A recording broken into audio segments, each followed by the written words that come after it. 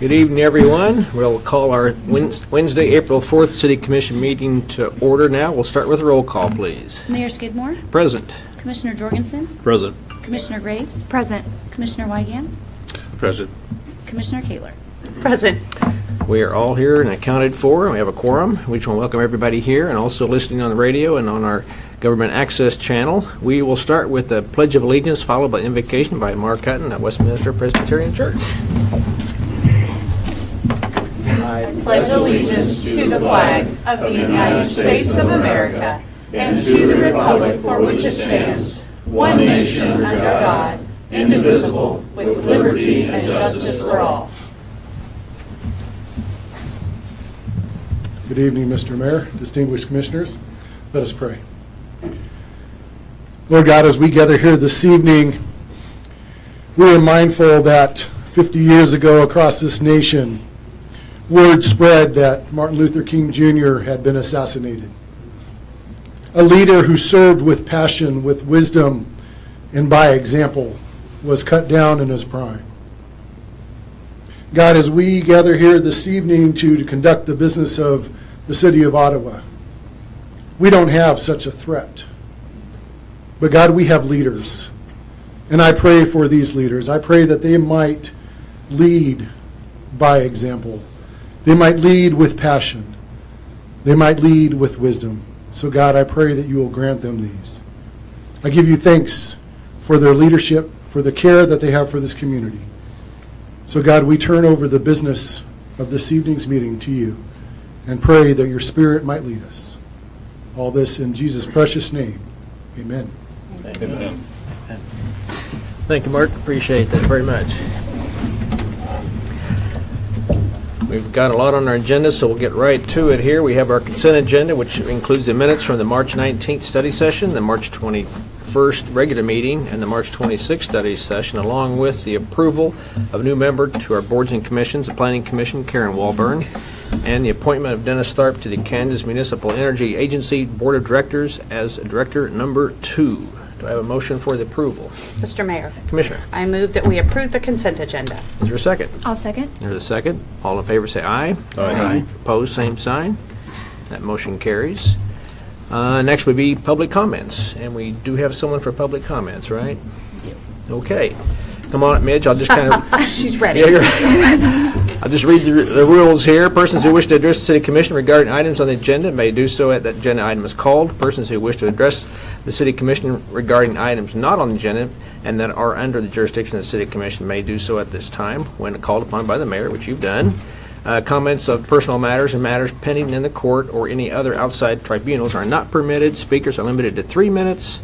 But if you need a little more time, then we'll work with you on that. Any presentation is for information purposes only. No action will be taken. Mitch. Thank you. Thank you for allowing me this opportunity to present to you this evening the Community Health Assessment for 2017.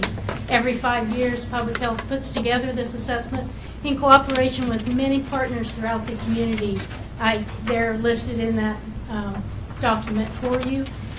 But over a year and a half, we've worked on collecting data, done surveys, looked at hospital information, infectious disease information, the whole gamut, and then prepared from that and prioritized issues of considerable concern in our community.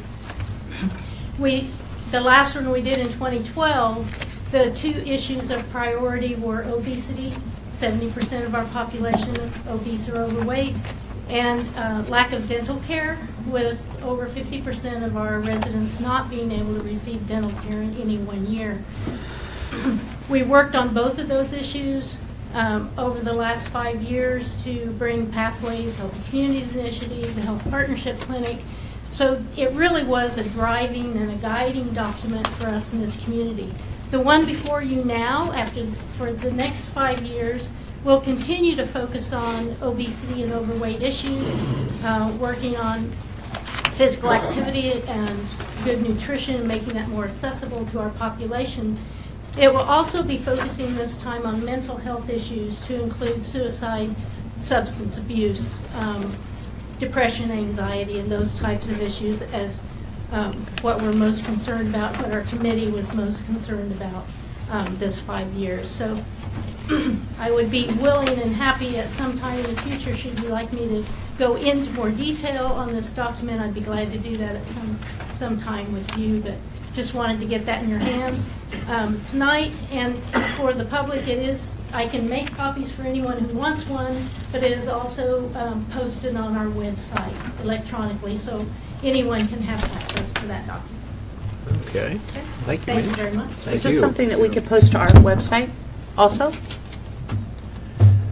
Mr. Ransom, I think it would be appropriate for you to delve into this at a study session with the city commission, if we can make that happen sometime. Be happy to do it. We might wait a couple weeks, give us a chance to digest it. It's 105 pages, looks like, so a lot of information here to go through. But you've done a lot of work on this, so thank you very much for your commitment and your vision on this. Thank you, Midge. Thank you. We'll do that. Next, I'll just, at this time, I'd like to give the commission a chance to declare any conflict or communication they've had that might influence their ability to consider today's issues impartially. Very good. All right. Do we have somebody else that wanted to do? So I'm sorry, other public comments, I'm sorry, go right ahead. Mr. Mayor, Commissioners, my name is Ralph Walker, and I work here in Ottawa, and I live in Franklin County in Williamsburg, but my family enjoys the parks here, and so I wanted to make a comment on item 12, which is the voluntary, item 12, the voluntary tobacco-free zones in the parks. And I would just like to suggest, and as a concerned citizen of this county, that we make that a stronger statement, and to maybe prohibit the use of tobacco in our parks. I think we have the opportunity to, for one, to protect and also the health of our citizens, but also it's as a city just to recognize the health hazards of tobacco, and to make that statement to our community that we recognize that, and that we prohibit the use in our parks. And so I'd like to suggest consideration of not the voluntary, but actually the prohibit the use of tobacco. Thank you. Okay, thank you, Mr. Walker. And that does move us on to item number 12. Request for approval of resolution encouraging citizens to voluntarily recognize tobacco-free zones in the City of Ottawa park areas. This resolution requests that citizens voluntarily refrain from tobacco product use in areas where children are at play. I guess, Richard, go right ahead. So, Commissioners, you have a resolution before you that is a statement about tobacco in the parks. It is a voluntary statement, and that's how it was drafted, to still give credence to the concern about tobacco, but to also recognize whenever you prohibit, or whenever you say you're going to eject somebody, or you're going to stop somebody, you have to talk about enforcement. And there are a lot of nuances to the enforcement. And while I do not agree with people having tobacco in the park, I do think in the long run that we're not giving enough credit to our parents and grandparents, and I'm a grandparent, about how you protect your child and how people will take action if they don't feel that child is being protected when they're at that park. I think the bottom line to remember is, whether we like it or not, tobacco is a legal drug. Okay? I think you can still make a statement. I think you can make a statement about and post signs that encourage people to not do these things around children. But I think it is a slippery slope when you start talking about prohibit and start talking about enforcement on issues like this. But in the end, it's your decision. And I did forward you the resolution, or I did forward you the policy that Midge forwarded me today that was adopted, or is going to be adopted, over in Williamsburg. And I had a short conversation with the mayor over there, and The mayor views that adoption as voluntary, and those were his words to me. So. Okay, thanks, Richard. Michael, you have anything to add to that, or you're, okay, that's fine. I saw your name on the list there too. I didn't want to exclude you in case you had something else to add. That is an interesting comment, and I know that we've done this at Orlis Cox Field, where there are signs put up near the bleachers, and I understand from Chad Bruner that the ORC that he feels that people do respect those signs and go in the parking lots if they choose to smoke. And it seems to be working there, so I'm confident it would work also in our other parks. But at the same time, I'll open this up for any other discussion.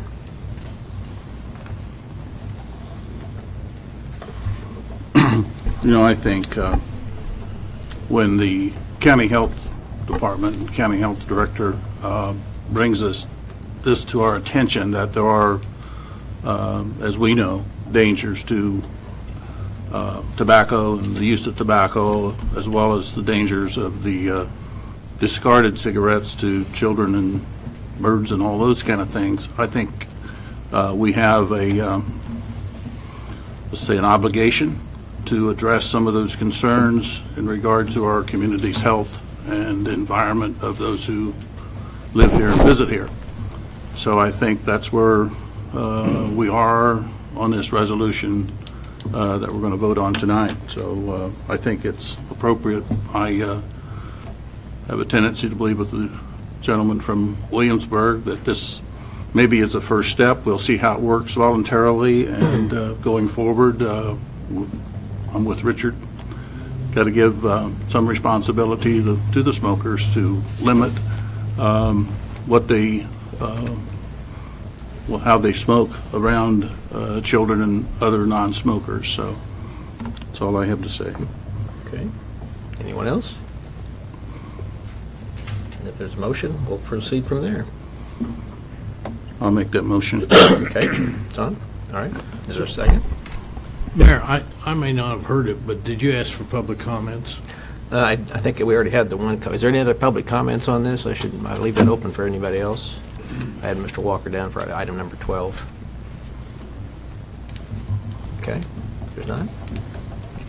Is there a second on that? I'll second. Second on that. Any other discussion?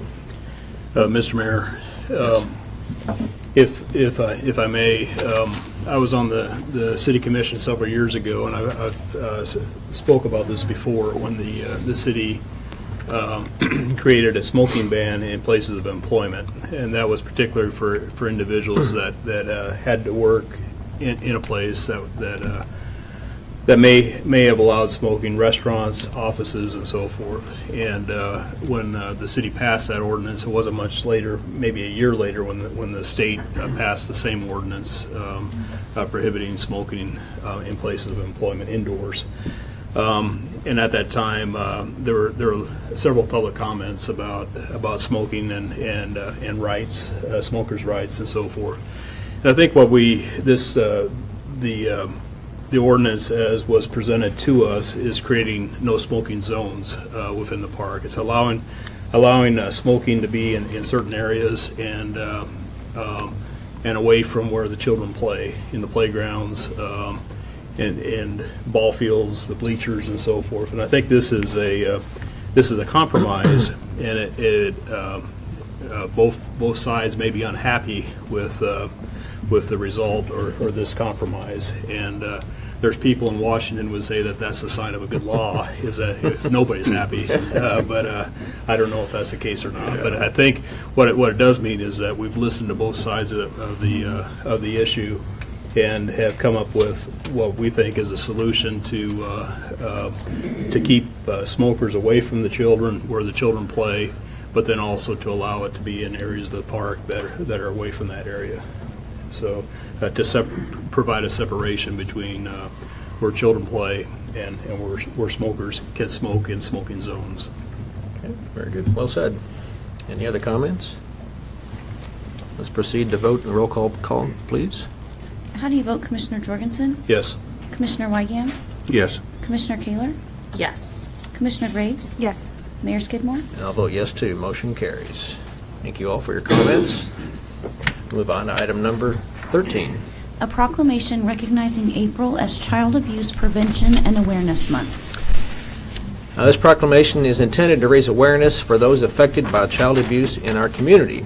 Chrissy Stumbo from CASA and Rachel Gadd-Nelson from the Sexual Trauma and Abuse Care Center will accept the proclamation, and it will be read by Commissioner Graves. The proclamation reads as follows. Whereas the City of Ottawa, Kansas prides itself on giving back to the community, contributing to the quality of life among our citizens. And whereas CASA of the 4th Judicial District and its volunteers represent the best interests of abused and neglected children who are involved in the juvenile courts. And whereas there are many children in Ottawa, Kansas who suffer from some form of child abuse or neglect each year. And whereas through a national effort, members of the Ottawa community are encouraged to join together in the month of April to raise awareness for these children who are victims of abuse and neglect. And whereas the Sexual Trauma and Abuse Care Center promotes a culture of consent and provides support to anyone affected by sexual trauma. And whereas this effort in promoting awareness of abuse and neglect will give abused and neglected children in our community and around the country a chance for a safe and positive future. Now, therefore, the governing body of the City of Ottawa, Kansas does hereby recognize April 2018 as Child Abuse Prevention and Awareness Month in the City of Ottawa and urges all citizens to join in a national effort to raise awareness and help prevent child abuse and neglect. Signed this 4th day of April 2018 by our Mayor, Michael B. Skidmore. So, Chrissy and Rachel, are you here? Get a picture here first, and then we'll give you a chance to say a few words. Come on up. We'll get in the picture here. All right, come down there. I know, I was going to take a picture.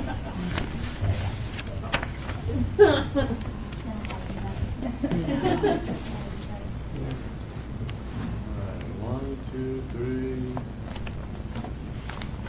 Great. Thank you very much. Appreciate it. Go ahead and say a few words if you could. Thank you very much for this proclamation. Last year, well, my name is Rachel Gadd-Nelson. I'm with the Sexual Trauma and Abuse Care Center, and last year we thought that since Child Abuse Prevention and Education Month, as well as Sexual Assault Awareness Month, are in April, and considering the importance of our partnerships working together, it made a lot of sense to combine these 2 months and kind of show the united efforts in the community being done to support children and work towards preventing this from happening in the future. So thank you very much for You're welcome. this dedication to this issue. Thank you for your work, too. I don't know if we've ever had a proclamation like this before in the past, but it's great to do. Anyone else want to say a few words? Go right ahead. Covered it pretty well. All right, thank you for your service and your work. I see Jim and Beth hoteling back there, so good to see you guys, too. Next item, number 14. A proclamation recognizing April 2018 as Fair Housing Month. April is National Fair Housing Month, and Richard Jackson, Chief Executive Officer of East Central Kansas Economic Opportunity Corporation, will accept this proclamation, read by Commissioner Jorgensen. And the proclamation reads as following. Celebrating 50 years of fair housing. Whereas the Congress of the United States passed the Civil Rights Act of 1968, of which Title VIII declared that the law of the land, which would now guarantee the rights of equal housing opportunity. And whereas the City of Ottawa is committed to the mission and intent of Congress to provide fair and equal housing opportunities for all. And whereas the City of Ottawa passed a fair housing ordinance in 1976 and updated the ordinance in 1997 and 2000. And whereas the fair housing groups and the U.S. Department of Housing and Urban Development have, over the years, received thousands of complaints of alleged illegal housing discrimination and found too many that have proved upon investigation to be violations of the fair housing laws. And whereas equal housing opportunity is a condition of life in Ottawa that can and should be achieved. Now therefore, the governing body of the City of Ottawa, Kansas does hereby proclaim the month of April 2018 as Fair Housing Month. and expresses the hope that this year's observance will promote fair housing practices throughout the city. Signed this 4th day of April, 2018, by Michael Skidmore, Ottawa's mayor. Very good. Now I'll have Mayor Jackson come forward and accept the proclamation. How about it? I'll have you say a few words too. Thank you, Mr. Mayor and Commissioners.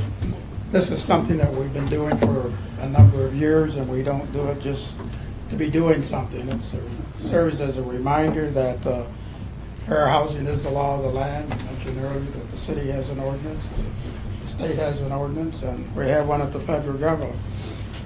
You know, today, as Pastor Mark had mentioned, that 50th anniversary to the remembrance of Dr. Martin Luther King that was assassinated on April 4th at the Lorraine Hotel there in Memphis. And then we have April 11th, and we have the fair housing legislation. And I mentioned Dr. Martin Luther King, and it's Reverend Dr. Martin Luther King. Somehow that gets lost in the shuffle that he was a pastor first. He just happened to be Baptist. And, but Reverend King, he led the charge for fair housing. He led the charge for equal opportunity and many other things.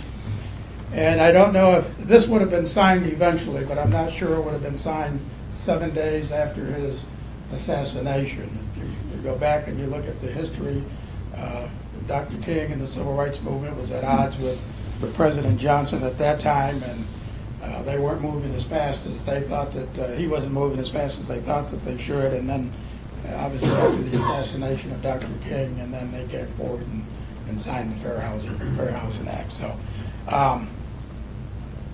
it seems like April got here in a hurry. But last year we did a landlord-tenant right workshop here at City Hall. This year we're going to do a tenant workshop at April 25th, I believe. That's going to be from 6 to 8 here in the chamber. You can't mix the tenants and you can't mix the landlords. It just doesn't work out. So we're going to try and make an effort to get more tenants there so they understand what their rights are. And some would argue if you're a tenant that it's screwed towards the landlord. If you're a landlord, you say it works in the best interest of the tenant. I think it's someplace there in the middle.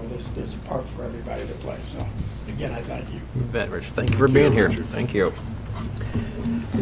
Move on to item number 15. Public meeting for input related to loan application for wastewater line to Proximity Park.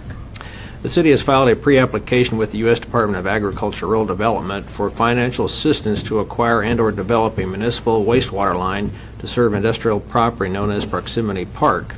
The area to be served by the proposed project is over 300 acres and includes areas surrounding the park. Notice of public meeting was published for the purpose of allowing public input related to this project. So we will open this public meeting. Scott. Good evening. As you just mentioned, the City of Ottawa has applied for a 30-year loan from the United States Department of Agriculture, Rural Development, in the amount of $2,337,551, and that would be at a rate of 3.5%. The purpose of this loan is to allow for the extension of the city's wastewater collection system to serve Proximity Park. The project is more fully described as a sewer line which will run on the south side of Kingman Road, traveling west. It will then turn north across Kingman Road and Rock Creek and run parallel to the creek on the west side, where it will connect to the existing Rock Creek Pump Station wet well.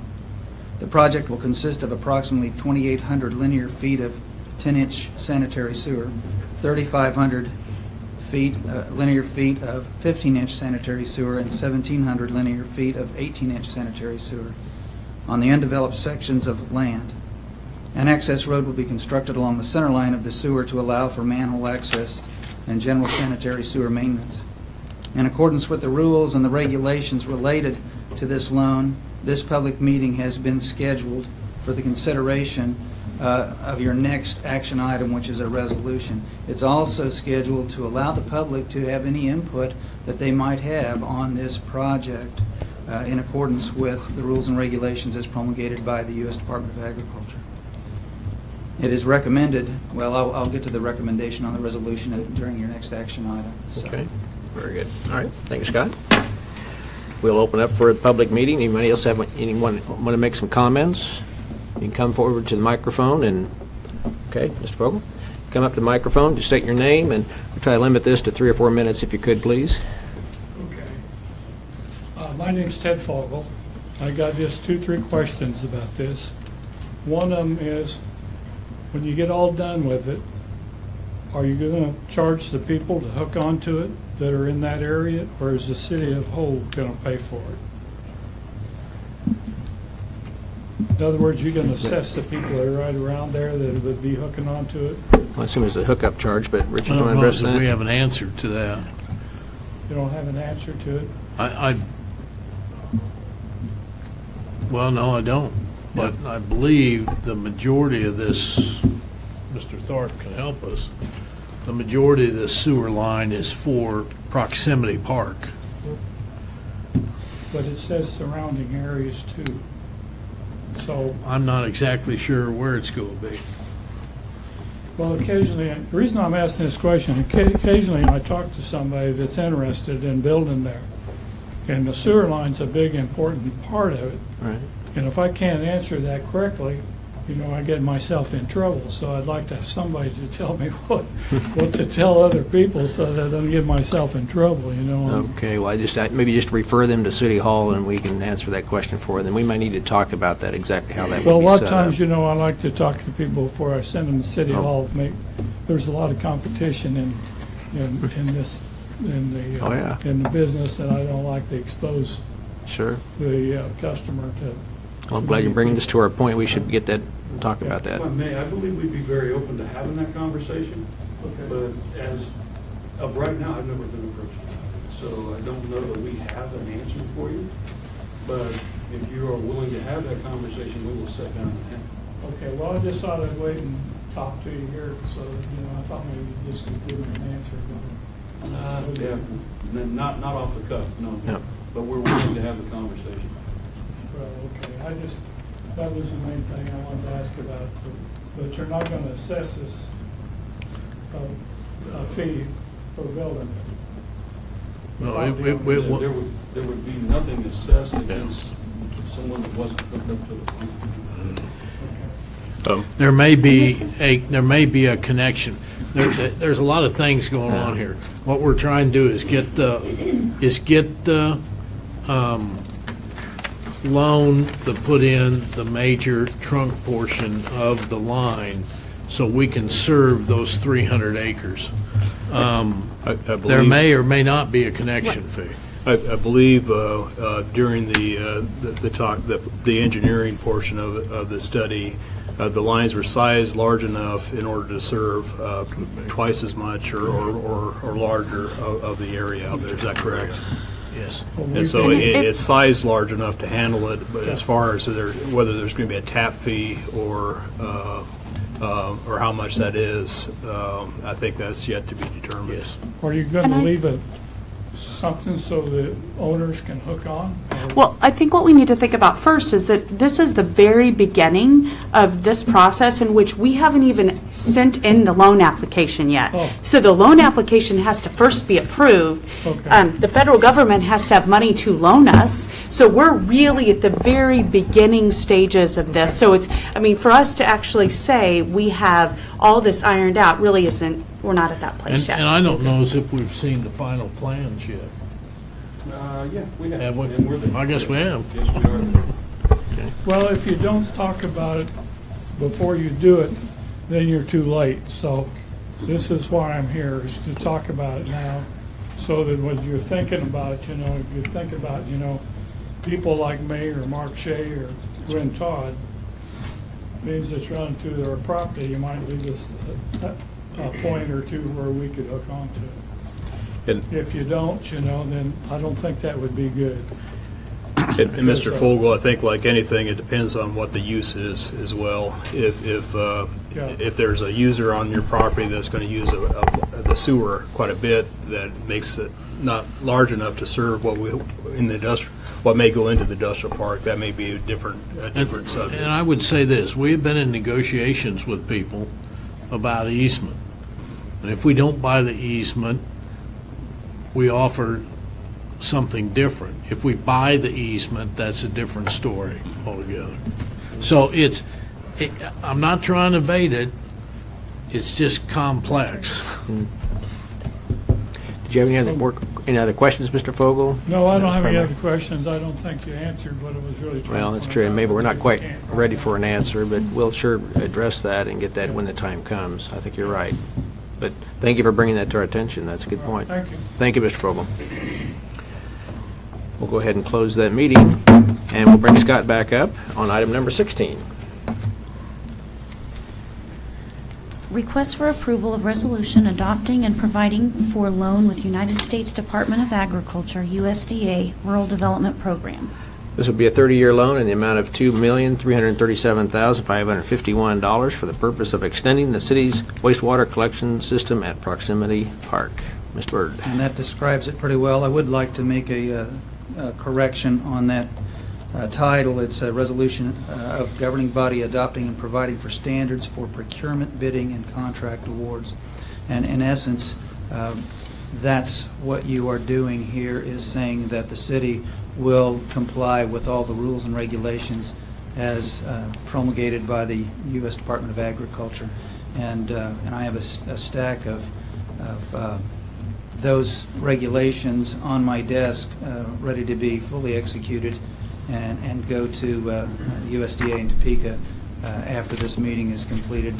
We'll be working on those over the next couple of days to make sure that we have all of the I's dotted and T's crossed, so that we're in compliance. Make sure that anyone that we're dealing with as a subcontractor has not been debarred. Make sure that they comply with all of the appropriate government regulations to include fairness to anyone who wants to bid on our projects. Very good. Good news to hear. All right. Mr. Mayor? Yes, Commissioner. I move that we approve the resolution adopting for the USDA Rural Development Program loan. Yep. Is there a second? I'll second. Is there a second in that? Okay. Any other discussion on that? I will say this is one of the topics we brought to Senator Moran. Several commissioners were there. I guess Jorgensen and Kaler were there talking to Senator Moran about this, and so we hope that we can be able to help to kind of push that through, and I'll be looking forward to signing that note. I've never signed one that size as a debtor before, but I'm looking forward to that happening someday if we can get that put together. So, Scott, thank you for your work on that. Any other discussion on this? Let's have a roll call vote, please. How do you vote, Commissioner Graves? Yes. Commissioner Jorgensen? Yes. Commissioner Wygand? Yes. Commissioner Kaler? Yes. Mayor Skidmore? I vote yes, too. Motion carries. Thank you very much. Thank you, Scott. Good job. Item number 17. Request for approval of ordinance amending TIF project plan for Holiday Inn Express and Suites. The ordinance approving and adopting an amended redevelopment project plan for a redevelopment district, Northwest I-35 and Princeton TIF district, lodging project plan. And I believe Tyler is here with us. Welcome, Tyler. Good evening, Mayor and Commissioners. Tyler Ellsworth with the law firm of Kutak Rock, the city's bond counsel, and also special counsel for economic development matters. I have the privilege, I'm here this evening with my colleague Adrian Serene, who's assisted on several of the items here on the agenda. I think I have the pleasure of speaking to the next 5 agenda items. So we'll see what we can do to make sense of those. I know that we had some discussion of these at the study session a week and a half ago. But for the benefit of those who weren't able to attend, or for those who are just tuning in this evening, I'd like to briefly sort of talk about what each of these pieces is doing in connection. They're all related to the Holiday Inn Hotel. And so, as you may remember, last summer we worked with the city and the developer to negotiate a development agreement for several economic incentives for the hotel project. And those incentives consisted of tax increment financing, or TIF, community improvement districts, which were sales tax based. So 2 CIDs were put in place, And the city also offered to issue industrial revenue bonds to give the developer the benefit of an exemption from sales tax on construction materials for these properties. So this evening, items 17 and 20 have to do with the TIF incentive. And there was a recent planning change or planning item addressed that added a deceleration lane along Princeton. And that wasn't part of the project, part of the TIF project originally. And so item 17 is a request to the commission that an ordinance be approved that amends the TIF proceedings to allow for that construction of the deceleration lane to be part of the TIF project. And item 20 is closely related to that. And that's a resolution approving an amendment to the development agreement that compensates the developer for the construction of that lane in the amount of $100,000 and also adds 1 year of TIF increment to the 10 years that the developer is currently entitled to under the terms of the agreement. So 17 and 20 have to do with the TIF portion of the incentives. Okay. Items 18 and 19 Excuse me. How many years are you asking to add to the TIF portion? 1 year. 1 year. That's Yes. what I thought. I've heard differently. But Did I misstate that? Okay, 1 year. Or it could be less. We don't, it depends, right? That's correct. Which That's we don't know correct. whether It's a maximum. It's a maximum of 11 years as currently Okay. proposed to be amended, correct. Now, do these need to be voted on separately? They do. They do, okay. So, all right, I'll entertain a motion for item number 17 then, to start with. Mr. Mayor, Commissioner? I move that we approve item number 17 on our All agenda. right, is there a second on that? I'll second that. Okay. I do have questions, though. Any other discussion? Go right ahead. Mr. Ellsworth, when you were discussing the monetary amount in which the deceleration lane would happen, and this it could be a 17 or a 20 question. It's not a we're giving them $100,000, and so I want you to explain to the public what that actually means. About we're estimating that $100,000 would be the cost of the deceleration lane. How would they be making up that money?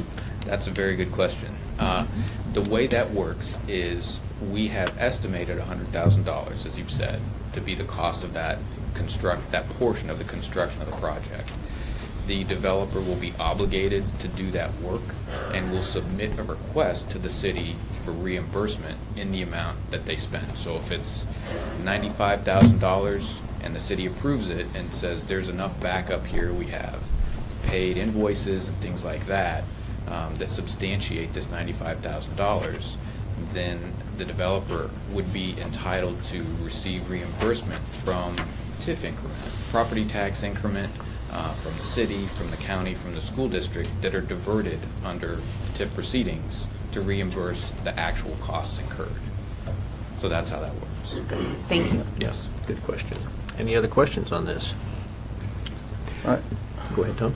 I don't have a question. I could voice this concern now or later, but I am in favor of the development of the hotel, and we need that.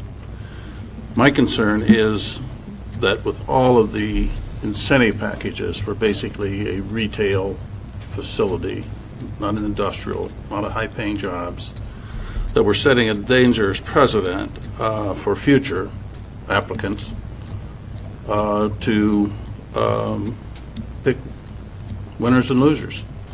We don't want the next hotel, so we don't give the same incentives. And so that's my concern with this. Thank you, Commissioner Reagan. Let me have a chance to address that more from our policy standpoint for our incentives. Oftentimes, well, for many years, the only incentive option we had was for industrial development, and it was for tax abatements, meaning that the city, county, and school district gave up the taxes that they were currently receiving, and the development didn't have to pay those. The real difference that we see with these incentives is that, first, the city, county, and school districts still retain the funding that we've been getting off of the land value anyway. Understand. And that in the situation with the statutes relative to TIF in specific, and we can talk about the CIDs separately, but the tax increment financing district limits for what kinds of things can you do, and it's only for the infrastructure-related costs. And there's some dirt movement, and you can do land acquisition as well. But it's highly based on infrastructure, and particularly in the city of Ottawa. There's always been an infrastructure component, and typically those infrastructure installations benefit more than just that property. So specifically related around the Holiday Inn, it's a road being created behind several other businesses, the Taco Bell, the Pizza Hut, and H&R, and it opens up land to the west of it, in addition to a water line that loops, which is good for that whole area. And this deceleration lane actually also benefits more than just one property owner. And so we've tended to really look at these fairly conservatively, and that they really must benefit the public at large in one manner or another, resulting in the city not being requested to use tax dollars, whether that be sales tax or property tax, to invest alongside the developer, but that we allow for them to get the increment, having them paid for it up front, and they have the carry costs, that they can have that increment for a period of time. Further, I've been really pleased to work with the governing body on the fact that they look very hard at the financial analysis to the degree that if the developer appears to be getting, we could call it a windfall from the development because they're receiving this increment, that we don't allow that, and that the time period, TIF could actually be up to 20 years or 20 years. We're not talking that. We're talking 11, because we're not just saying you can have the increment until forever. We're saying for these specific costs and limited further on, so that if there is other competition or other folks that maybe don't feel like they want to go through the process of a TIF, that we are trying to seek to balance that. And so our policy does allow for it in certain areas. Most of the time it's in areas that already have a burden. And in this particular case, we had property that needed to have demolition done. In addition to that, there's a high-pressure gas line that goes through here that also further devalues the property and has inhibited its ability to redevelop. This intersection's been proposed to redevelop in all of my time with the city, and this is the first one that's really made it very far. And part of it is because those extra burdens were making it not feasible financially to invest in the property. And so that ability to also change our gateway is also a public benefit and will rise the property values around there. So those are sort of the positives to doing it. I think we can continue to work through how do we make sure it's fair and equitable. We're all, staff, consultants, all very interested and supportive of that dialogue, because that is part of what we try to do as we go through each one of these projects. But it's the first time when we start allowing these that we actually favor other jobs that are created in the community besides just industrial. And certainly we need all sorts of jobs available to people with different interests and abilities and skill levels. So I hope that kind of answers what you were asking. I appreciate your answer, but I still think that if there was another similar development want to go in next door to the Love's Travel Center, and we would do the analysis, I guess, go through the process of whether it's feasible financially and what it would take and all of that. And bottom line, if we didn't need another hotel of that size, or it didn't look like we'd have the traffic to do that, then we would say we can't do that. Whether it's a good investment. Yeah, that's true, although I will tell you Or that if the developer wanted to put in more of their own money, then we could help on some things. But I just wanted to think through that, because we are really extending about all the things that are available to us. So anyway, with that, I'm glad you clarified that. Any other comments? I think the thing you have to remember on this type, even though we call it incentives, they're using their own tax dollars. They're paying their own tax dollars. And the incentive is they get that back to pay off the development. And they are taxing themselves with sales tax. They are, and that's very publicly known. And so the consumer has to make a a decision as to whether they go there to eat or they go somewhere else for that sales tax. So it is that if we had been doing this 20 years ago, it would have simply been a straight tax abatement. Would we do a tax abatement? And would we build the road? And would we do this for you? Under this model, they are using their money and the revenue they generate to make those improvements. Thanks. Yep, I appreciate Commissioner Wygand's comments there as well. It's good that we go into these projects with all 10 eyes open what we're doing, so I think it's important, you're right, to see what we got. Does that help, Commissioner Wygand? Yes, yeah, it does. Well, it is a philosophical question, Yeah. and the question you raise is not peculiar to Ottawa. If you read about other communities, especially one to the north of us and one to the northeast, they have these discussions all the time about what's fair with existing versus new industry. No, I understand. We're not giving up taxes. We're using taxes for the improvement and everything. But it's good for commissioners to know, as well as the public to know what we're doing and why we're doing it. Absolutely. Thank you.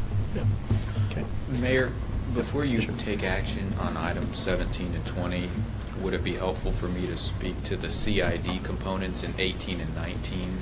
And Well, we've already got a motion and a second on You already it, have- so we'll go ahead and vote on that. And the discussion, we'll take a roll call vote, then we'll move on. How do you vote, Commissioner Kaler?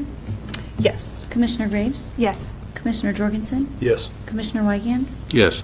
Mayor Skidmore? I vote yes, too. So we'll move on. Do you want to jump over to item number 20 while we're on that same topic then? I think Let's do that that makes then. sense. Amy, 20? Give me just a moment. Request for approval of resolution approving the execution and delivery of a first amended and restated development agreement for a development project, Holiday Inn Express and Suites. This resolution amends the development agreement to add a deceleration lane along Princeton Street. So, Tyler, go ahead. And this relates to the TIF incentives that we've just been discussing and sort of formalizes the agreement and amends the original agreement to provide that the deceleration lane is part of the TIF project, that the developer can seek reimbursement for their costs to construct that, and adds an additional $100,000 to the TIF cap in one additional year, from 10 years to 11 years, that they have to try and reach the TIF cap under the agreement. It's, as been stated, it's the lesser of, the sooner they meet the TIF cap or 11 years in front, that they are entitled to that reimbursement. Very good. What is the total TIF? You know, I have it, and I don't have it. It was, off if the I cuff. recall, it was maybe $1.9 million. Now it's 2. I think it's 2.5 million. 2.5. Maybe the CIDs. You thinking that? Mr. Mayor. Commissioner. Yes, I make a motion to approve the resolution approving the execution and delivery of the first amended and restated development agreement for the development project. I think that was right on. Okay, is there a second on that? I'll second. Second on that. Any other discussion? You know, I think this is important, this deceleration lane, because as you go south from the stoplight, cars are getting up pretty good speed if they're going on south, and there could be some dangerous accidents there. So I think it's whoever thought of this, congrats, because this was a good idea to have this in there. Wendy, is that you probably? So thank you for that. You saved a lot of lives, I think, doing this. So I think it's a great idea. Any other discussion on this? We'll proceed to vote. Roll call vote, please. How do you vote, Commissioner Graves? Yes. Commissioner Jorgensen? Yes. Commissioner Wygand? Yes. Commissioner Kaler? Yes. Mayor Skidmore? And I vote yes, too. The motion carries. I guess we'll go back to item 18. Yes. Okay. Items 18 and 19 are together and relate to the CID incentives. But before I get there, I just wanted to answer Commissioner Wygand's question. The TIF Sure. cap was increased from 2.2 million to 2.3 million, or thereabout. Thank you very much. Yes. Thanks for finding that. So items 18 and 19 have to do with the CID incentive, and those were the incentives that Richard referenced briefly about the sales tax imposed on the developer's own property. There is a community improvement district on the hotel and the restaurant site that imposes an additional 1% add-on sales tax for retail sales there in that district, and those go to reimburse the developers out-of-pocket costs. Again, they're costs that they have to prove that they've spent and that the city has to agree to. And there's a second CID, which is just for the hotel, which imposes 1 additional % sales tax on the hotel only. So the hotel has a total of 2% add-on sales tax. The restaurant pad has 1% add-on sales tax. These two items in the proceedings that are being requested to be approved this evening are modifying the community improvement districts to extend, to delay the date that those sales taxes will begin to be collected by the state from July of this year to April 1st of 2019, based on a revised construction schedule. We're also making some modifications, which are really just cleanup modifications to the legal descriptions for each district because that property is being replatted. Okay, well, what this is doing, actually, we're calling just for a public hearing for May 2nd, 2018 at 7 p.m. to consider the advisability of modifying the legal description of the CID and modifying the start date for collection on the CID sales tax.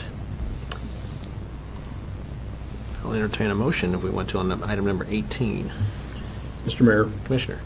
I move to approve the request for a public hearing as described in item 18. Is there a second? I'll second. Second on that. Any other discussion? Let's have a roll call vote on that, please. How do you vote, Commissioner Wygand? Yes. Commissioner Kaler? Yes. Commissioner Graves? Yes. Commissioner Jorgensen? Yes. Mayor Skidmore? And I vote yes, too. Motion carries. Good, thanks. Move on to item number 19. We'll do this separately. Request for approval of resolution calling a public hearing on the modified community improvement CID 2 for Holiday Inn Express and Suites. This calls a public hearing for May 2nd, 2018 at 7 p.m. to consider the advisability of modifying the legal description of CID 2 and modifying the start date for the collection of the CID sales tax. Mr. Mayor. Commissioner. I move that we approve the resolution calling for a public hearing on the modified CID for Holiday Inn Express and Suites. Is there a second? I'll second. A second. Okay. Any other discussion on that?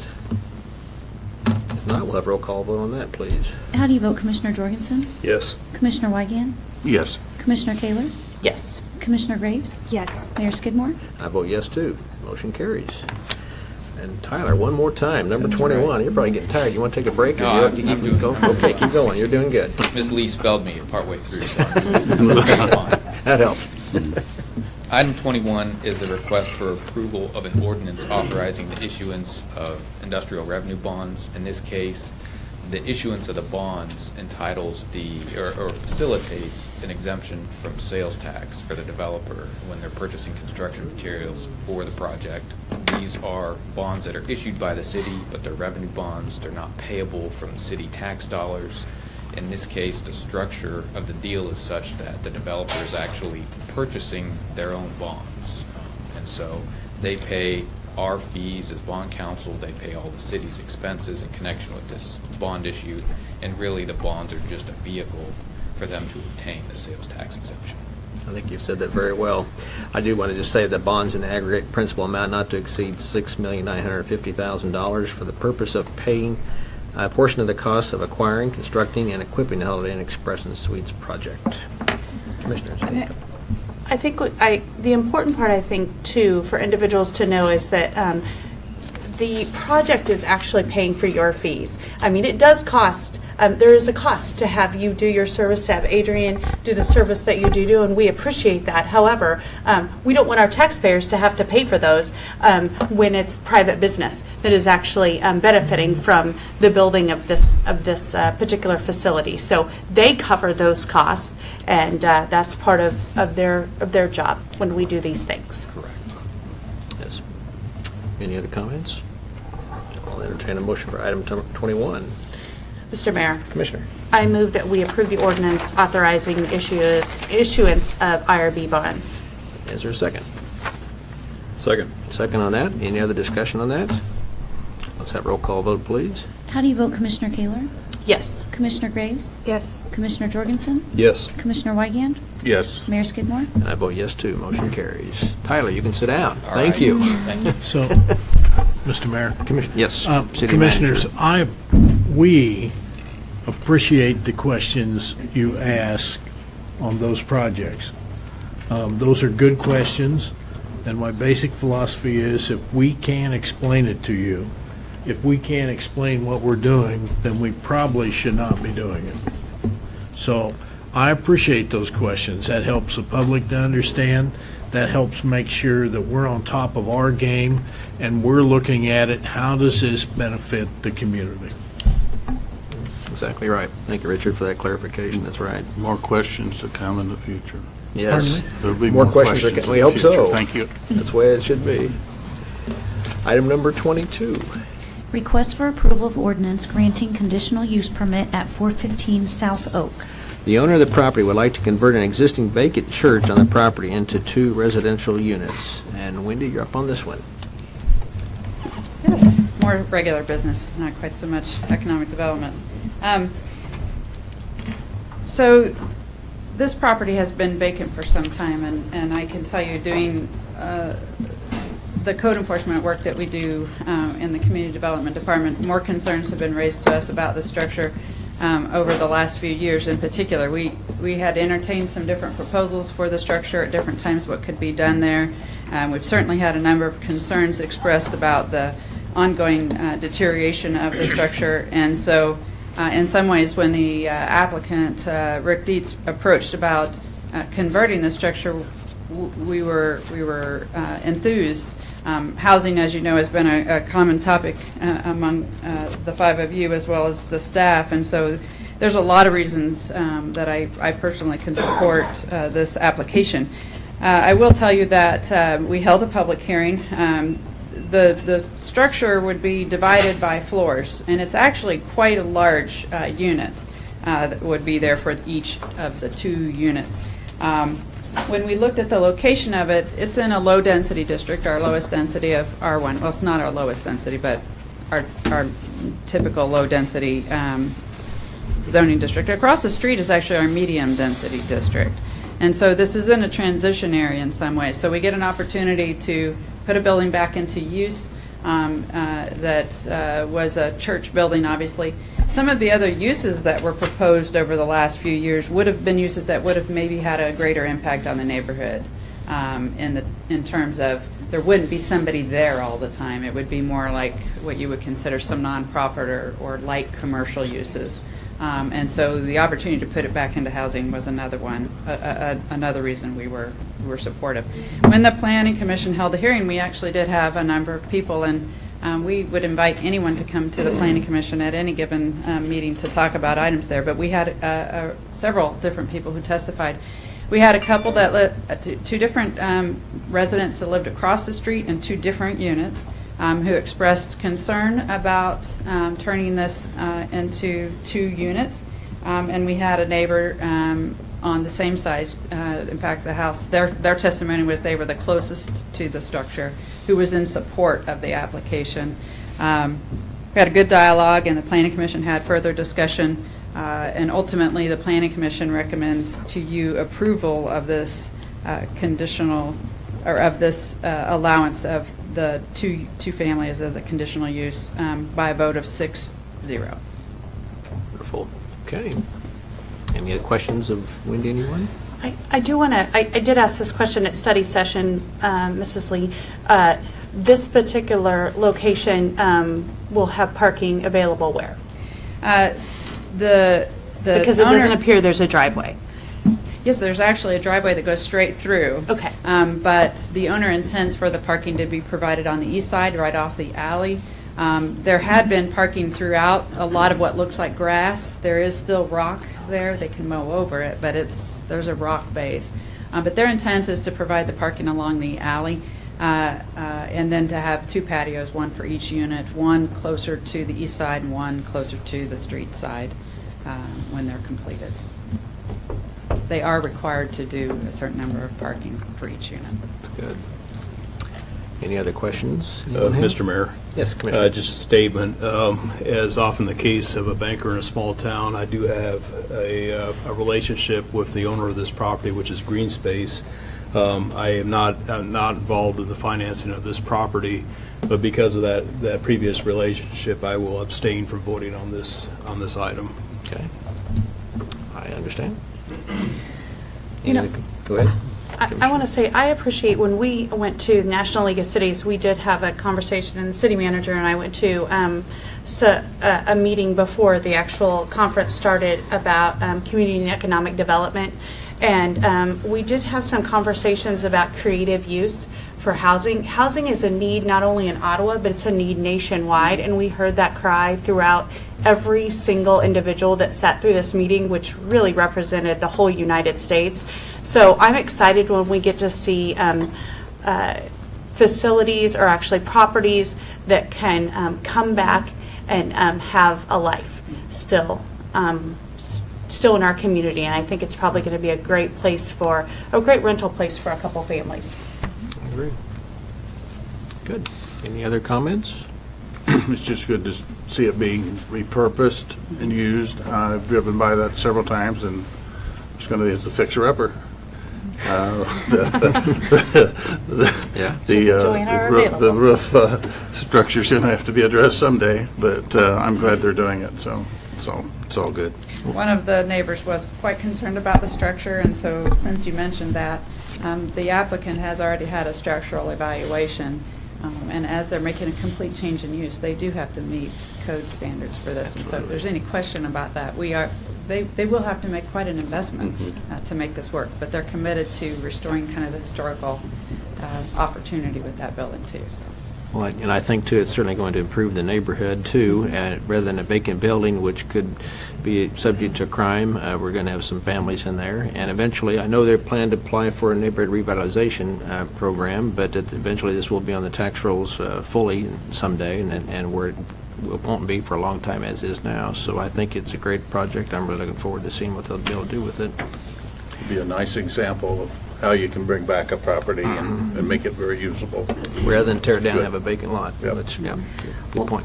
Mr. Mayor, considering all the wonderful comments that we've had, I would move that we approve the ordinance granting conditional use permit for 415 South Oak. Is there a second? I will second. All right, second on that. Any other discussion on that? Roll call vote, please. Let's do that. How do you vote, Commissioner Wygand? Yes. Commissioner Kaler? Yes. Commissioner Graves? Yes. Commissioner Jorgensen? Abstain. Mayor Skidmore? And I vote yes. Motion carries. We want to thank the investor on that, too. Wendy passed that on, too. We really appreciate his investment in our community. Item number 24. 23? I'm sorry. Yeah, 23. I almost skipped over here. Dave's been so patient to be here. Okay, go ahead. Request for approval of ordinance authorizing the execution of loan agreement with the Kansas Department of Health and Environment, KDHE, for the Main Street Water Main Replacement Project. KDHE has approved the loan not to exceed $1,804,010 with a term of 20 years. And Mr. Tharp. Good evening, Mayor and Commissioners. What you have before you is, as you know, been kind of a long process, but it is for replacement of water line on both sides of Main Street from basically the River Bridge, 1st Street to 5th Street. It's a fragile structure right now. This is something that needs to be done very bad. And with your approval, we will look at moving forward with this. This will be kind of the last step to allow us to go out for RFP, put a contractor on board, and have those discussions that make this a project that works for everybody. By the time we're done, I will take just a minute to express that this is going to be a tough project. We all know that our businesses downtown never have enough business. And we will make every attempt, not only to keep people informed, but also to make sure we keep their doors open as much as humanly possible as we go through this project. We have plans in place already to have public meetings, to go door to door, to talk to people, to get their thoughts, get their ideas. This will fall in place more. You know, after about 30 days, it'll take us 30 days to get a contractor on, but we need to hear what the contractor has to say about this too as we put a plan in place. So we're looking forward to moving forward and get this project knocked out. I think Commissioner Jorgensen said it the other day, these are the kinds of projects that we don't want to see any more than every 30 years or so. And the benefit of this project, we could wait, right? We could wait. But the benefit of being proactive is what? I go back to the idea that we've already got a fragile system. We've seen some main breaks. If we continue to sit on this project, the likelihood of flooding basements, you know, doing some of those kinds of things that are just going to cost us more and more money, is there. It's absolutely there. We've seen it happening, and we've done our best to fix those back. But the analysis at this point in time is it's time to change, you know, and get new pipe in there. We talked a little bit Monday. We have taken into account some of the charrettes and some of the things that have been talked about what could or might happen downtown. So as we move through this process, we will be putting this water line on both sides at the back side or the outside of the parking lanes. So this water line, we hope, no matter what takes place, will not impede any kind of further growth or further changes that might be decided to be made downtown. The other one that I think it's important to put out there is we, along with everybody else, understand how important September is to this community.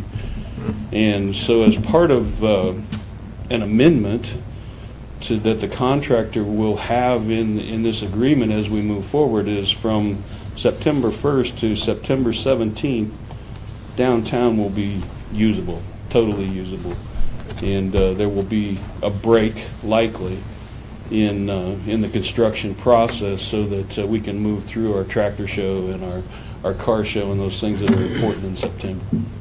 Very good. Any questions? Thank you. Dennis, the only other utility that's under Main Street at this time would be, well, other than the power to the streetlights, would be the stormwater, and was that updated when the downtown Main Street was updated? The stormwater was, and we believe at this point in time that the stormwater is in good shape. Okay. It appears to be doing what it's supposed to do. There is one other utility there, and we haven't had that full conversation yet, but there are gas lines underneath. I see. And we are in the process of, it's almost an afterthought, but we are in the process of having those conversations with KGS to see if they feel like they need to do something at this point. It appears that that's not going to be the case. Okay. But I don't have full answers yet. Okay, and the sewer lines would be in the alleys? Sewer lines are in the alleys, yes. And the power would be on poles on the alleys? Okay. Yes. All right. Mr. Tharp, in our meeting and our study session, where really our study session is designated for really a deep dive when we go into these particular topics, and I believe that we had kind of a deeper conversation on Monday, but if an individual didn't happen to watch that particular meeting, is it fair to say that you don't know concrete dates, you don't know when anything is particularly going to happen at this time? So if you are a downtown business owner or you are somebody who frequents downtown and you're worried about the disruption, we don't have clear dates that we can give you at this time. We don't have clear direction that we can give you, but the second that we do, we will do so. Is that fair? I think what's important for us to tell the public at this point in time is, with your blessing, this will move forward, probably in about 30 days. There are, again, no concrete dates yet, but about 30 days. Once we get a contractor on board, we could be as little as another 15 days and we're breaking ground. So I think what's important for everybody to understand is now is the time to pay attention, because we will be putting information out there. We will be offering opportunities for those people that have businesses, are interested in any way, shape, or form to participate in these discussions, and we will and plan to listen to what's said. You know, we all know that no one person or one entity always has all the answers. So we will talk, we will listen, we will have engineers, we will have contractors at these meetings, you know, so that we can have these discussions, and I emphasize the word discussion. But those meetings aren't planned at this time. They are and not. so we will make sure that we do our absolute They best are to let not. the public know, not once, not twice, but several times. Absolutely. It It will be on our website. Yes. You know, any of the technology that we can utilize to get that information out there, we will certainly do so. But Mr. Bueller and myself have had several conversations about how that's not enough. We will go door to door. They will see door hangers. They will have conversations with us about how this is going to work. That's good. It's kind of a flowing project. Oh, my. It's getting late. Mr. Mayor. I have it's kind of three general questions, Dennis. What's the current age of the current system, water line? Is that an original water line from the city? No, it's been replaced about 30 years. When it was replaced before was... Is it cast? As we talk study session, no, I believe it's actually PVC. PVC. What we have downtown is some fairly acidic soil. And so this one hasn't lasted really as long as you might expect a water line to last. But nonetheless, it's been in the ground over 30 years at this point in time. It was a process between 1983 and 1985 that this was done the last time. The same size going back as in now? Yeah, the sizes will, we're not okay. undersized or anything like that. We've just got fragile conditions that we are seeing a number of breaks. Will the water supply be interrupted from time to time? At points in time, yes. There is just no way that we're going to get this done without some interruption, and that's why it's going to be so important, whether it be a restaurant or whether it be a beauty salon or whatever it might be, that we try to work within the parameters of when they need to be open. And we will do our best to do that. But you're Is not it going to be pulling- perfect? You know, it's not going to be perfect. But you're not pulling the old line out, you're putting it in a new one? No, we're not pulling any old line out. What we do intend to do is on the city side of the meters, we intend to replace everything to the meter. So everybody, when we're done, you know, should be new and ready to go for, we hope 50 years, but we'll see how that plays out. Yeah. That's what I was going to ask you. Is there a new improved material for PVC to last longer than 30? Do you know? It's not really anything that's different or new at this point in time. It's pretty much what we've been using for a long time. Okay. You know, and I come back to, and none of us, I don't think, truly understand exactly why. But, you know, there is some acidic soil in that area downtown that seems to want to eat pipes up. You know, we've been lucky with our sewer lines because we've been able to go back in stitchiform and reline those sewer lines. Or we would likely be replacing those too. So. Well, I really appreciate your good communication with our downtown merchants. That's critical, Dennis, so thank you for that, and to Dave as well. And then going forward, is this rate on this loan, was it 2.5%? It was 2.1%, if I remember correctly. Okay, very good. Pretty good. Wow. I like that. But absolutely. Well, if it lasts 30 years, I would say that's not, I don't doubt if any of us will, Emily will still be here, but the rest of us will be here, so it's good to see that we'll have that done for a long, long time. Mr. Mayor. And maybe Sarah. Sarah, too. Although you mentioned about term limits, but never mind. Is there a motion? Mr. Mayor. Commissioner, I move to approve the request as described in item 23 of the agenda. Is there a second? Well, I will second despite the No. despite the comments from the mayor. A second under protest. Yes. Okay, is there any other discussion? I certainly hope not from me. We'll go ahead and do a roll call. You can have Mike dig it for you Oh, because he's yeah. pretty good at digging too. I've already dug myself a hole right now. Go ahead. Yeah, you might as well quit. I got done. That's the discussion. Roll call vote, please. Yeah. How do you vote, Commissioner Jorgensen? Yes. Commissioner Weigand? Yes. Commissioner Kaler? Yes. Commissioner Graves? Yes. Mayor Skidmore? And I vote yes, too. Motion carries. Thanks very much. Thanks, guys. y'all. Very good job. Item number 24. 2018 Street Improvement Rehabilitation Plan.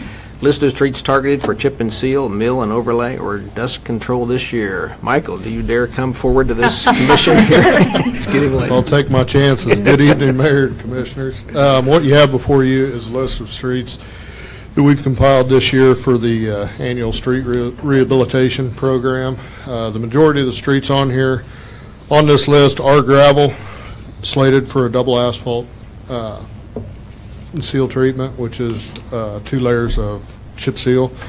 And then we also have some mill and overlay pieces to that as well. We've anticipated our cost on that piece to be $180,607. That is an engineer's estimate. I did get help this year, so hopefully we're closer. And then the other list that you have is the dust control list, which we've estimated at $28,985. The goal of this year is to complete, I think, if we have our ducks in a row, we should be complete this year, chip sealing all of the gravel streets that we can. There are going to be some left that we cannot chip seal due to the amount of traffic and truck traffic that are on those streets.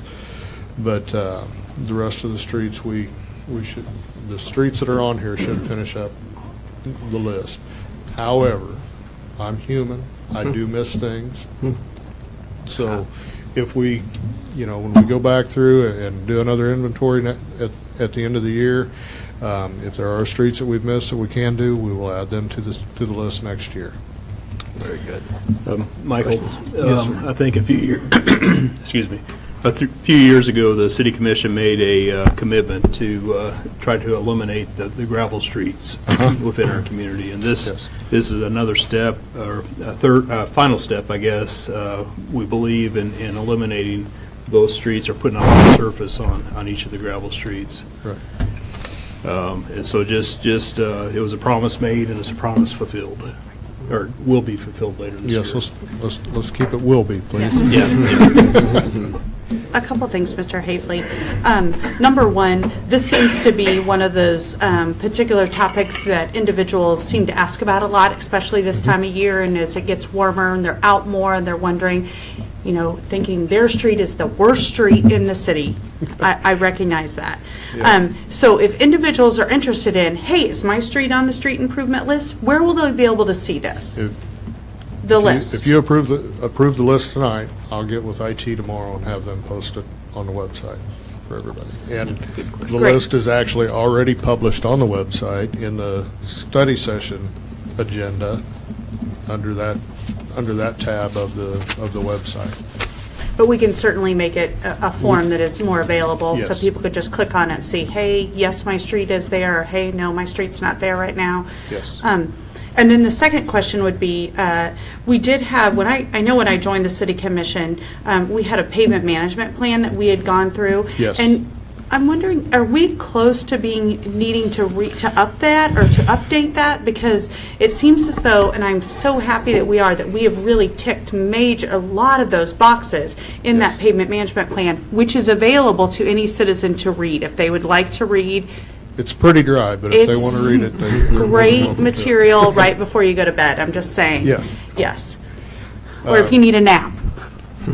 Actually, what we have been trying to do over the last, since I've been here, is not only gravel streets, but going through those streets in that pavement management plan and trying to add some of the worst streets in there for either mill and overlay or a chip seal process. So we have been addressing some of that, but it's, I think, Richard, correct me if I'm wrong, I think that study was done, I know it was done before I got here, I think it was 2013, maybe 2014, somewhere around there. So we may be looking at a point where it might be time to. And we update had one update of it.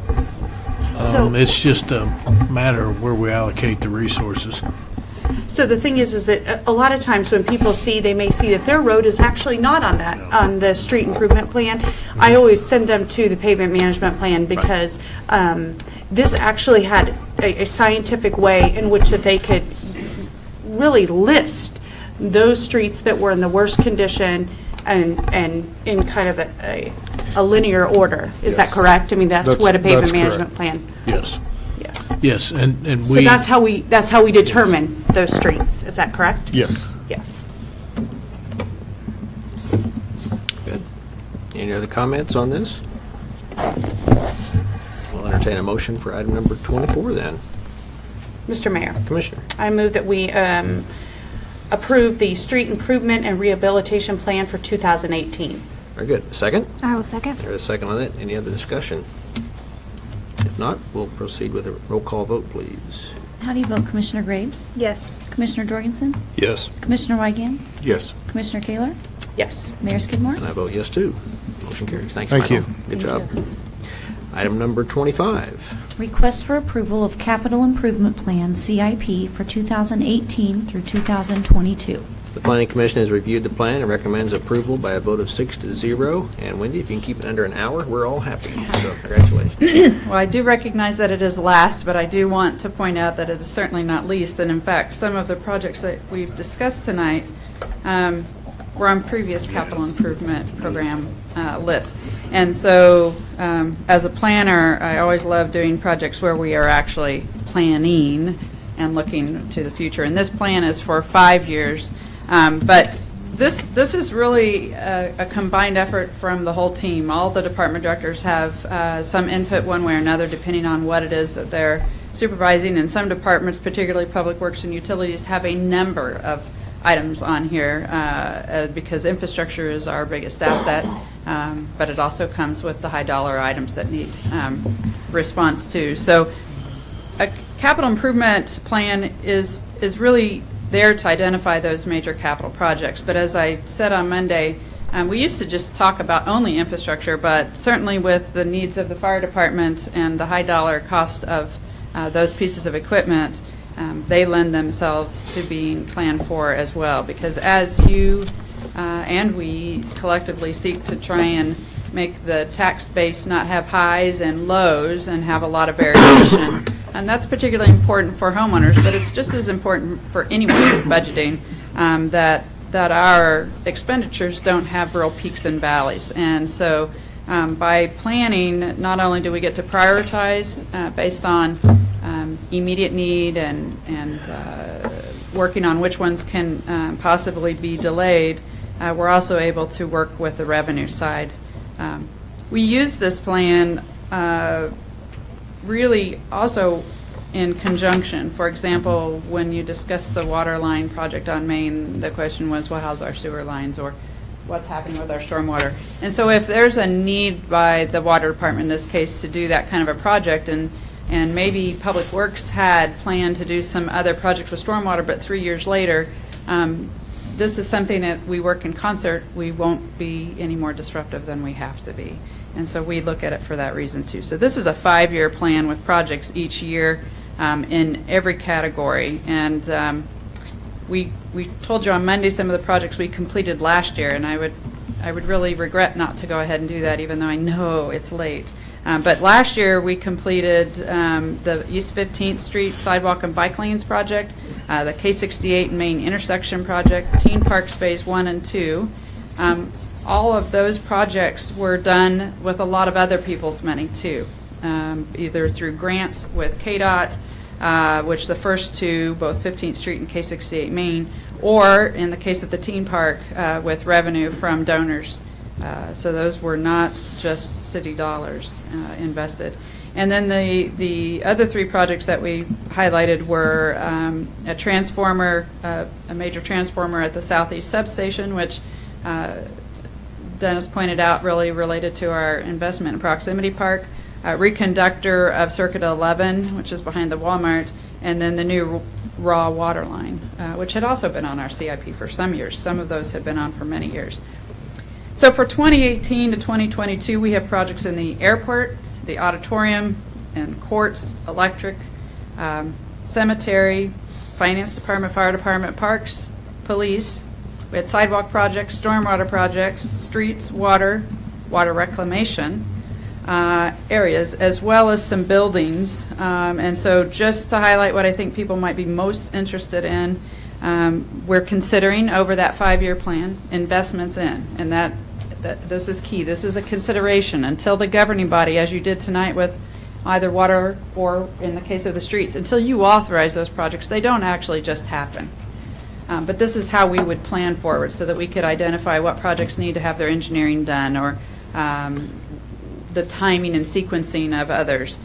So the projects that we thought might be most interesting would be some of those at the auditorium, because that's certainly a building that a lot of public are in, including remodeling and accessibility improvements. The building projects would include a vehicle asset protection structure at the police department, a new parks building at Forest Park, restrooms at Kansas. That's been something that's been requested by the community since I know well before 2000, because I remember seeing it on one of the documents when I came back, as well as a possible project with the utility department out at our complex on Beach, as far as the buildings go. In addition to that, some of the parks projects, the final phase of the teen park, Forest Park, Tot Lot, Lakeside Park, Freedom, and a senior playground. And then we did have public comments at the Planning Commission, and one of those projects was an encouragement to install the sidewalk and or trails along Lincoln Street. But in addition to that, it's hoped that the next projects would be some scattered projects around the community and repair and replacement that Public Works would be trained to ensure is achieved. And the other project into the sidewalks is the Montana project, which is to go from along 15th and then south from 15th to the new bridge, hopefully at that time, across I-35 to the new sidewalks that are be installed with Proximity Park, which will ultimately get you back up to Kingman and 59, and then it's a short crossover to the Prairie Spirit Rail Trail. So the combination of these projects ensure a very big loop, which that also has been on the vision or in the comp plan since the early 2000s. So those are some of the highlights. A number of the others are equally important. I wouldn't want to say that what's being done in utilities or a specific street project isn't, but I recognize that it's late tonight. That's very good. But I would say that all of my colleagues did really good work on this. We are using a software that's been very helpful, and that credit goes to Finance Department for finding a software that was very, very affordable and fairly user-friendly, and we get a little better at it every year. But if people would like to look at that, that too is also in our agenda pack, or your agenda packet from Monday. And it's a very long report, but it has images, it has projected costs, projected revenues, where can we get those revenues, would we be using borrowing, or are we using a revenue stream, or are we looking at grants? So it's well over 100 pages of material. Very good. Any other questions of Wendy on this? A lot of work involved in this document, so good work on everybody. Scott and everybody worked together on this, looks like. So, Wendy, thank you for that. It's great. Thank you. Do we need to approve that? I guess we good. Entertain a motion on that? Mr. Mayor, Commissioner. I move that we approve the capital improvement plan for 2018 through 2022. Is there a second on that? I'll second. Okay. Any other discussion? Let's have our final roll call vote for the night. How do you vote, Commissioner Kaler? Yes. Commissioner Graves? Yes. Commissioner Jorgensen? Yes. Commissioner Weigand? Yes. Mayor Skidmore? I vote yes, too. Motion carries. Thank you all for all your work on this. Good meeting. Let's go to our report by city manager. So I have 4 things. And the first thing I'd like to do is let Mr. Hafley have the microphone again and talk about the washout on the river. So, in 2016, we had the big log jam, and as a result of that, there was a large washout that was created in between the Walk Bridge and the Main Street Bridge. So, for the last 2 years, I've been working with the Corps to fix it, and they finally got funding to do a study.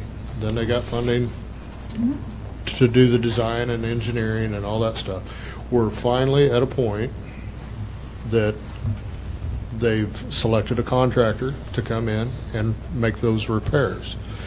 Their mobilization is planned for April 10th and construction to start soon after. Now, I just got that hard start date of April 10th yesterday, or actually this afternoon, late this afternoon. So that's why I wanted to share it with you tonight, because just last week I gave a presentation to one of the civic organizations here in town, and when I was done, that was a question by one of the people that were in attendance. So I'm very happy to report that we're finally going to see some progress on that.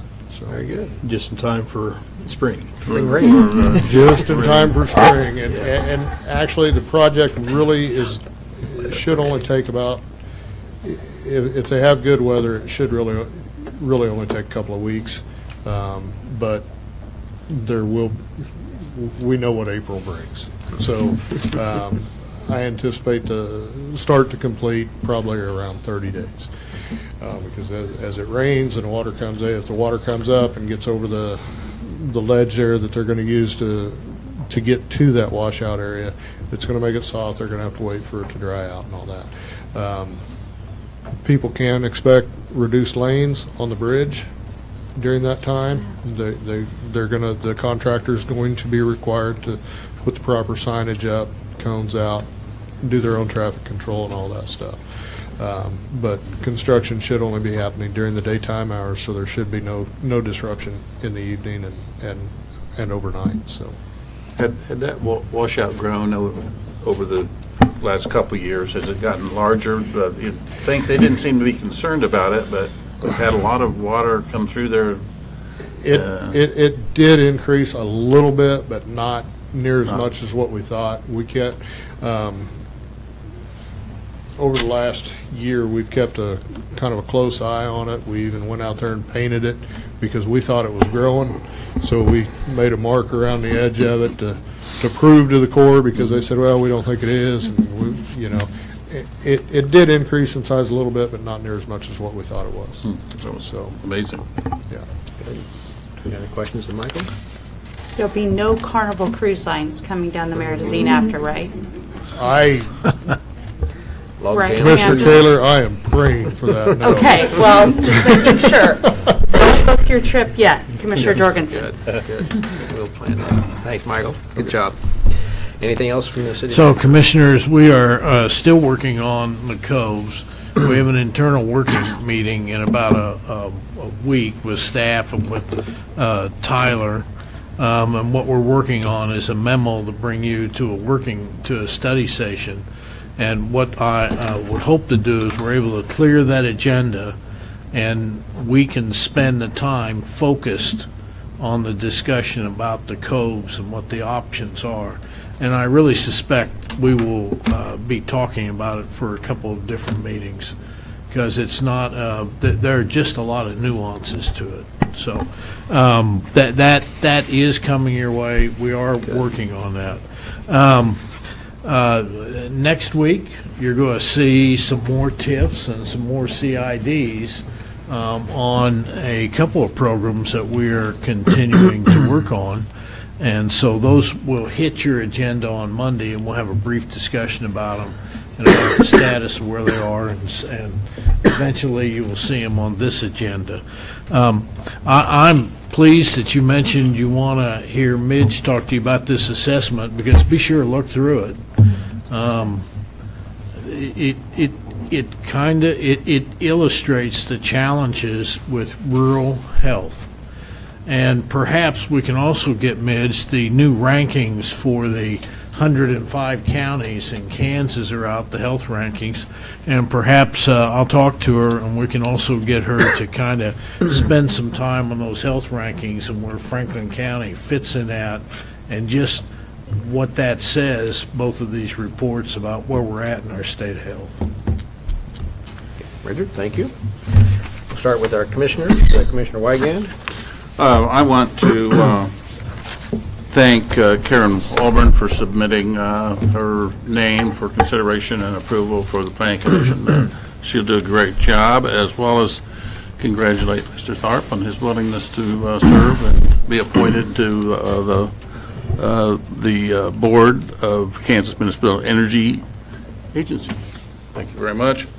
I might also had the opportunity to attend the KC Smartport investor meeting this morning, and they went over things that we are very much aware, and it's really nationwide problems, is the labor shortage, workforce shortage, and the modern technology that has taken over the manufacturing section, that companies are willing to train. They'd like to see industries get into the schools, and like in middle school, and bring them in to see why an education is important and an attitude is important, because they will train these workers. The gentleman from that's the manager at the Honeywell plant, they start from anywhere from $28 to $36 an hour. And they do the training. It's everybody's looking. It's not your aptitude necessarily; it's your attitude that gets you where you want to go. And the people from Magna, the robots that build the cars, and the robots that actually put the little stuff in and pull out and pack, and those are taking over and are going to be very efficient. But we need the workforce to understand and work with that. Housing is also a big problem. The gentleman from Kawasaki that has a major plant in Maryville, Missouri, they have a higher priced housing than the Kansas City area just due to the shortage. People drive an hour to get there, and that's their concern. They might have to build satellite plants to just keep expanding their business to move where the labor is, and unwilling to move to close proximity to Marysville. And so it's just very interesting how the dynamics are changing, and the workforce and the issues that we have with the soft skills, the ability to want to learn the change, want to work 36 to 40 hours a week, but it's out there, the opportunity's out there. I think the Ottawa school system, USD 290, and other school systems in the area are well aware of that, and they just have to keep focused. Honeywell and some of the others said that they would really like to see schools bring students through the plant so that they see a manufacturing facility isn't an oily floor and oily clothes anymore. It's well-lighted, high-tech, a lot of things going on that are fun and interesting. So overall, good meeting. Thank you. Great. Thanks, Tom. Blake? Excuse me, no report this evening. Sarah? The only thing I want to highlight is that every year I do look forward to celebrating in April, where we have Volunteer Appreciation Month. And this particular month, I'm unable to attend the VIPS reception, which I always look forward to, which VIPS are volunteer in public service. There are the individuals that give of their time and work closely with our police department, and I'm unable to come to that particular reception, but I really do highlight and appreciate every single volunteer that gives of their time here in our community. Without them, we certainly couldn't move forward. So volunteers are essential in our community. So thank you to all those that choose to volunteer their time. Very good. Emily? I am the city-appointed person on the Ottawa Memorial Auditorium Board, and on April 27th we're having an event, and I figured I would mention it since April seems to be flying by already. But on April 27th, the Friends of the OMA is having an event, and You know, we were presented several items on our capital improvement plan. Some of them were to remodel OMA, and this is another way to help move things forward for this building. So come if you can. Very good. Just to tag along with that, Air Force Band will be there on the 11th at 7 p.m. Is that correct, Mr. Air Force? Okay, good. Are you in the band, or are you just... Okay, well, okay. Can't wait to see this. Everybody will be there now. And I just want to say, Sunday on Easter, we went up to Kansas City to take our son and our nephew out for dinner. Got caught in that storm, and it wasn't until we got to Ottawa where we were able to drive on treated roads. So, Michael, thank you for you and your crew. Everywhere else we drove, we couldn't find anyone. We were wrong spot, wrong time, I guess. But had to get to Ottawa, Kansas, before we could drive on treated roads. So, thank you for that.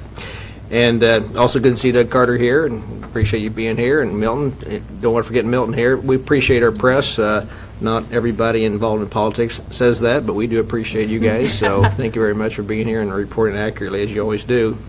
Let me just say, too, the WE conference is at Ottawa University. That's April 19th. That'll be an important conference, too, to kick off for that. So it should be a good meeting. If there's nothing else before the City Commission meeting tonight, we will be adjourned.